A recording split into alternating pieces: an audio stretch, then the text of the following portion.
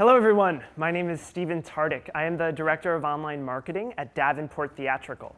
We make Broadway shows, which is a pretty fun job to have, and I run the online marketing for the shows that we produce. A little background, I actually started my career at the Apple Store with Nate. I taught old women from the Upper East Side how to use a mouse, and during my time there, I met a lot of great people who were also interested in theater, and together in our free time, we produced an off-Broadway play called Sailor Man. It was a bloody version of Popeye. It was very weird. It made no money, but we had a lot of fun, and it introduced me into this industry that I really wanted to be involved with. So from Sailor Man, I actually got my first full-time job in theater at an off-Broadway non-for-profit theater called Ars Nova. That was our spaghetti western rock musical that we did. And from Ars Nova, I learned a lot about marketing shows. I decided to take a detour out of the theater space for a short period of time, worked for a fashion startup called Bonobos, and very quickly realized that my passion was in theater primarily. And so decided after a brief 4-month stint to return to the world of theater, and that's where I landed now at Davenport Theatrical. So these are some of the shows that we work on off-Broadway, and our big Broadway show now is Godspell, which is currently playing at Circle in the Square Theater. You should all go see it. It's absolutely wonderful. So preparing for this today made me realize that a lot of people think of Broadway shows as these giant institutions, but in fact, they're very scrappy and very lean. They run a lot like a startup or a small business. Here's some of the ways in which that's the case. The first is that Broadway shows are driven by passionate people who have a very singular vision of what they want to make, or at least good Broadway shows are. So we see that passion, it's what's driving people. Another way that Broadway shows are a lot like startups is that producers spend a huge chunk of their time trying to raise money. So we are knocking on rich people's doors, asking for anywhere from $5,000 to $1 million. So that's a key part of every Broadway show. And just like a startup or a small business, Broadway shows are risky.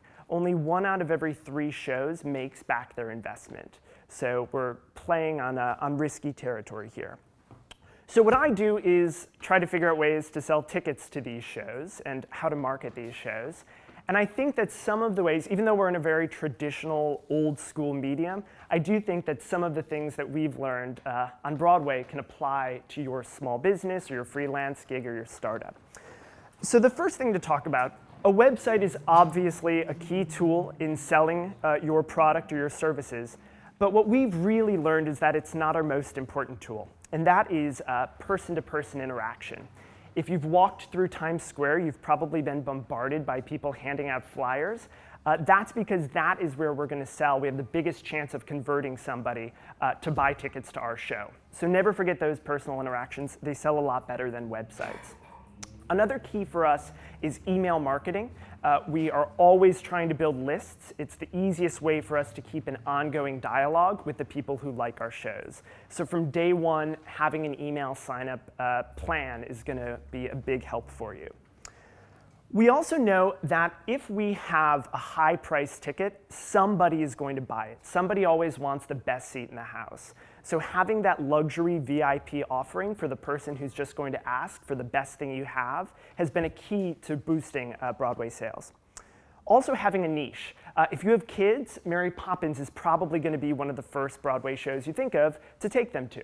So they've carved out that niche, and they've been running a whole lot of years based on that. So maybe it's designing bar mitzvah invitations, but having that niche is going to be very helpful.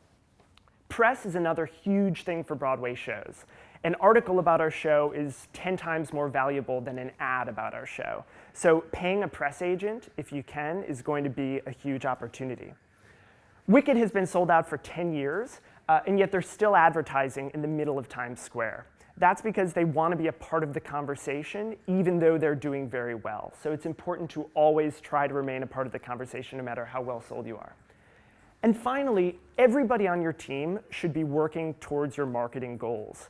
We have all of the chorus folks in our shows, have them have business cards that they can hand out, and we educate them about the campaigns that we're doing. So everyone should be on your marketing team. Hope to talk with a lot of you about all this marketing later. Thank you for listening.